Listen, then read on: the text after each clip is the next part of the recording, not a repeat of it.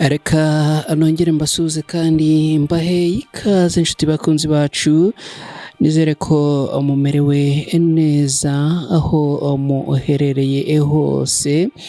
Icyakora kandi namwe biba bitagenze neza turabihanganisha mukomere. Turababwira ku nkuru yihutirwa ivugwa ku bapolisi b'u Rwanda baherereye muri Central Africa mu bikorwa byo kugarura amahoro muri iki gihugu. Ni mu kanya gato ariko reka gato cyane maze mfate uyu mwanya mbashimire cyane mwe mubana natwe ku Ibendera TV. Ndabashimira cyane umuhate n'umurava wanyu ku Ibendera TV. Ndashimira kandi namwe mwakoze subscribe kuri channel yacu, ni iby'agaciro cyane. Imana ibahe umugisha.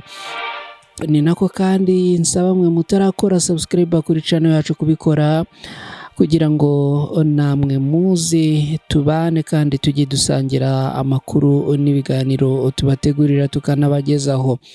Nitwa na Cretini Rushwa, hani ku Ibendera TV, ikaze.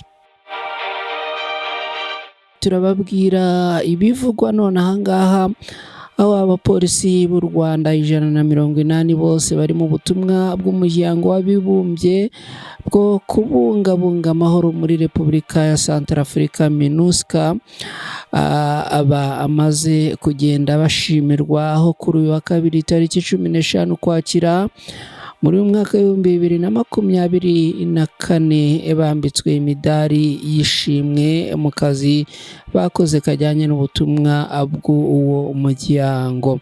Umuhango wo kwambika imidari aba bapolisi bagize itsinda rwapfu gatatu kabiri rikorera mu mujyi wa Bangasu, wayobowe n'umuyobozi w'ishami ry'abapolisi mu gace k'iburasirazuba Madamu Abigail Unayeze. Ukaba ari umuhango kandi witabiriwe n'abandi bayobozi bakorera mu burasirazuba bwa Central Africa barimo Guverineri Vito, abayobozi bo mu nzego z'ibanze n'abakozi b'umuryango w'abibumbye bakomoka mu bindi bihugu. Madamu Unayeze yashimiye abapolisi b'u Rwanda bambitswe imidari ku ubunyamwuga, umuhate na discipline byabaranze mu kazi kabo. Aha yagize ati, aya mezi 11 mumaze mu butumwa bw'umuryango w'abibumbye, turabashimira akazi k'indashyikirwa mwakoze mwitanga kugira ngo mubashe guhangana n'imbogamizi mwagiye muhura nazo mu kubungabunga amahoro n'umutekano muri iki gihugu. Yakomeje agira ati, tuzirikana kandi ibikorwa bitandukanye mwakoze bigamije guteza imbere imibereho myiza y'abaturage, birimo gutanga amaraso ku bushake, impano z'ibikoresho byo kwa muganga no kugeza amazi meza ku baturage bakenye. Ibyo byose byuzuza kandi bigashimangira inshingano zo kurengera abaturage b'abasivile. Umuyobozi w'itsinda rwapfu gatatu akarongo gatambitse kabiri, Chief Superintendent of Police Methode Munyaneza, yashimiye ubuyobozi bw'igihugu cya Central Africa n'ubwa MINUSCA, abayobozi b'inzego z'ibanze n'abaturage bo mu mujyi wa Bangasu ku bufatanye babagaragarije, bikabafasha kuzuza inshingano zabo neza.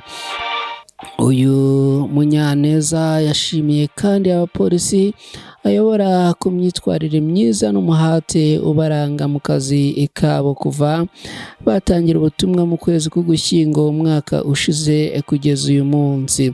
U Rwanda rufite amatsinda 4 y'abapolisi mu butumwa bwa Loni mu gihugu cya Central Africa, ariyo rwapfu 1 na PSU akorera mu murwa mukuru Bangui, itsinda rwapfu 2 riri ahitwa Kaga Bandoro, ndetse na rwafu 3 rikorera mu mujyi wa Bangasu. Reka nongere mbashimire mwe mubana natwe umunsi ku munsi. Nizere ko izi nkuru zibanogera kandi zikomeza kugenda zibashimisha. nitwa na Kreti Ntirushwa, ndabashimiye cyane rero, mbifurije kugira amahoro n'amahirwe, Imana ibarinde.